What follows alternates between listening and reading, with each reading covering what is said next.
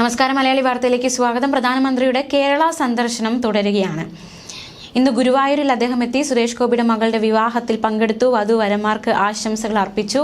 അതിനുശേഷം അദ്ദേഹം പോയത് തൃപ്രയാർ ശ്രീരാമക്ഷേത്രത്തിലേക്കാണ്.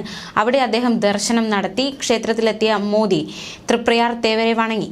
വേദാർച്ചനയിലും പങ്കെടുത്തു. മാത്രമല്ല ഭജനയിലും പങ്കെടുത്തു. ക്ഷേത്രത്തിലെ പ്രധാന വഴിപാടായ മീനൂട്ട് വഴിപാട് അദ്ദേഹം നടത്തി. തൃപ്രയാറിലെ പ്രധാന വഴിപാടാണ് മീനൂട്ട് വഴിപാട്. ക്ഷേത്രത്തിന് മുന്നിലൂടെ ഒഴുകുന്ന പുഴയിലെ മീനുകളെ ഊട്ടിയാൽ എല്ലാ അനുഗ്രഹങ്ങളും തൃപ്രയാറപ്പന് നൽകുമെന്ന വിശ്വാസമാണ് ഇതിലുള്ളത്. കേരളത്തിലെ ശ്രീരാമസ്വാമി ക്ഷേത്രങ്ങളിൽ പ്രസിദ്ധമാണ് തൃപ്രയാർ ക്ഷേത്രം.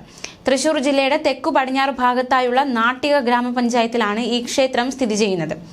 കരുവന്നൂർ പുഴയുടെ കൈവഴിയായ തീവ്ര നദിയുടെ കരയിലാണ് ക്ഷേത്രം സ്ഥിതി ചെയ്യുന്നത്.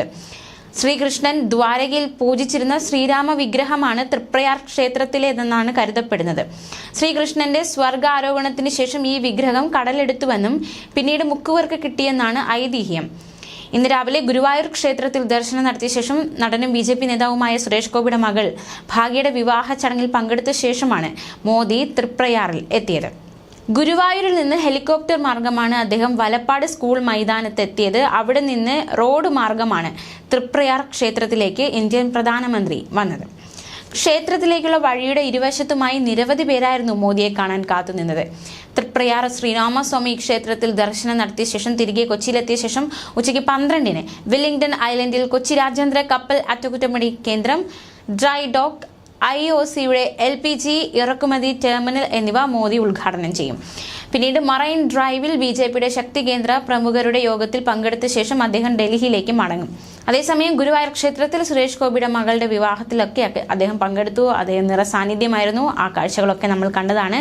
വധുവരന്മാർക്ക് മാലയെടുത്ത് നൽകി മുഖ്യ കാർമ്മികന്റെ റോളായിരുന്നു നരേന്ദ്രമോദിക്ക് ഉണ്ടായിരുന്നത്. വിവാഹശേഷം വധുവരന്മാർക്ക് ആശംസകളും അദ്ദേഹം നേർന്നു. ശേഷം അദ്ദേഹം ശ്രീവത്സം ഗസ്റ്റ് ഹൗസിലേക്ക് മടങ്ങി.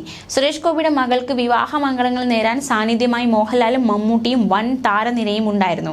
നേരത്തെ ക്ഷേത്രത്തിൽ ദർശനം നടത്തിയ ശേഷമായിരുന്നു മോദി വിവാഹ ചടങ്ങിൽ സംബന്ധിച്ചത്. ഗുരുവായൂരപ്പന് ദാരുശില്പം സമർപ്പിച്ചു. താമരമുട്ടുകൾ കൊണ്ട് തുലാഭാരം നടത്തി. കിഴക്കേ നട വഴി പ്രവേശിച്ച അദ്ദേഹം വിശേഷാൽ പൂജകളിലൊക്കെ പങ്കെടുത്തിരുന്നു. തുടർന്നാണ് അദ്ദേഹം പുറത്തെത്തിയത്. വിവാഹ ചടങ്ങിൽ പങ്കെടുത്തത് അതിനുശേഷമാണ്. പ്രധാനമന്ത്രിയുടെ സാന്നിധ്യത്തിൽ താലി കെട്ടിയ ശേഷം വധുവരന്മാർ അദ്ദേഹത്തിന്റെ അനുഗ്രഹവും തേടി. മാത്രമല്ല ഗുരുവായൂർ ആ സമയത്ത് വിവാഹിതരായവരെല്ലാം മോദി ആശംസകൾ അറിയിച്ചു. നടൻ സുരേഷ് ഗോപിയുടെ മകളുടെ വിവാഹത്തിൽ പങ്കെടുക്കുന്ന അദ്ദേഹം തൃപ്രയാർ ക്ഷേത്രത്തിലും ദർശനം നടത്തും. എറണാകുളം ഗസ്റ്റ് ഹൗസിൽ നിന്ന് രാവിലെ 6:30-നായിരുന്നു അദ്ദേഹം യാത്ര തിരിച്ചത്. കേരളീയ വേഷത്തിൽ ഗുരുവായൂർ അമ്പലത്തിലെത്തിയ പ്രധാനമന്ത്രി തന്ത്രി ചേനസ് നമ്പൂതിരിപ്പാട്, ദേവസ്വം പ്രസിഡന്റ് പ്രൊഫസർ വിജയൻ എന്നിവർ ചേർന്നാണ് സ്വീകരിച്ചത്. 1 മണിക്കൂറോളം അദ്ദേഹം ഗുരുവായൂർ ക്ഷേത്രത്തിൽ ചെലവഴിച്ചിരുന്നു. പ്രധാനമന്ത്രി എത്തിയ ശേഷമായിരുന്നു വിവാഹം നടന്നത്. ന്യൂസ് ഡെസ്ക് മലയാളി വാർത്ത.